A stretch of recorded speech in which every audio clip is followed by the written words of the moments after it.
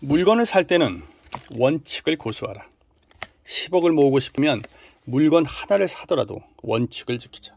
그러면 이유 없이 새는 돈을 막을 수 있다.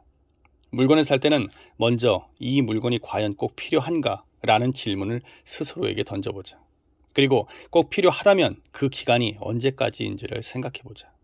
1개월 동안 필요한 것도 있을 것이고 1년 동안 필요한 것도 있을 것이며 계속 필요한 것도 있을 것이다. 그래서 짧은 기간 동안 일시적으로 필요한 물건은 가급적 주위에서 빌려 사용하자. 만약 빌리는 것이 여의치 않으면 렌트를 이용하거나 그마저도 여의치 않으면 제일 싼 것을 사자. 하지만 오랜 기간 동안 사용해야 할 물건이라면 품질이 제일 좋은 것을 선택하자.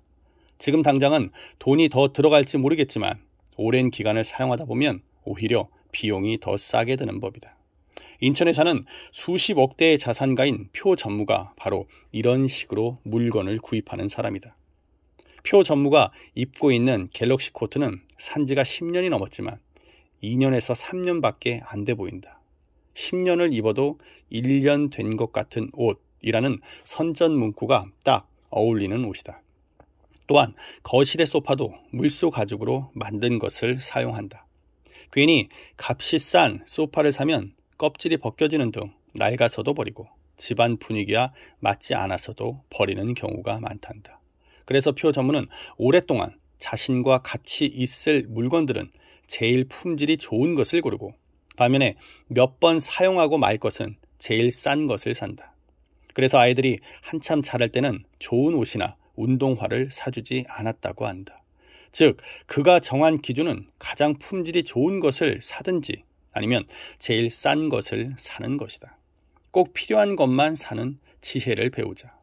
필요하다고 매번 구입한다면 물건값도 물건값 이거니와 집안이 온통 물건 천지가 된다. 예전 같은 단독주택이 아니고 아파트 생활이 많은 요즘에는 가지고 사는 물건이 적을수록 집을 더 넓게 쓸 수 있다. 집이 좁다고 불평만 하지 말고 넓은 평수로 이사를 가고 싶어 안달하지 말고 꼭 필요한 것만 가지고 사는 부자들의 지혜를 배우자. 그리고 요즘 같은 인터넷 시대에는 가격 비교 사이트를 활용하는 것도 한 방법이다. 모델명이 없는 것은 가격을 비교하는 것이 어렵겠지만 전자제품과 같이 모델명이 있는 것은 쉽게 비교할 수 있다. 서너 군데의 가격 비교 사이트에서 가격을 비교해 보고 그중 가장 싼 곳을 택한다. 물론 물건을 파는 사이트에 가서 확인하는 것은 필수다. 게시판에 올라온 내용도 확인해보고 전화번호가 맞는지도 확인한다. 간혹 물건값만 받고 배달은 해주지 않는 경우가 있기 때문이다. 요즘에는 후불제로 물건값을 지불하는 경우도 있는데 이런 경우는 안심이 된다. 그 다음은 물건값이 가장 싸다고 하는 용산 전자상가의 도매점에 전화를 해서 가격을 물어본다. 이렇게 비교한 가격으로 물건을 구입하는데 현금으로 지급하면 할인을 해주는지도 꼭 확인하자. 카드 수수료와 세금 때문에 더러 그런 경우가 있기 때문이다.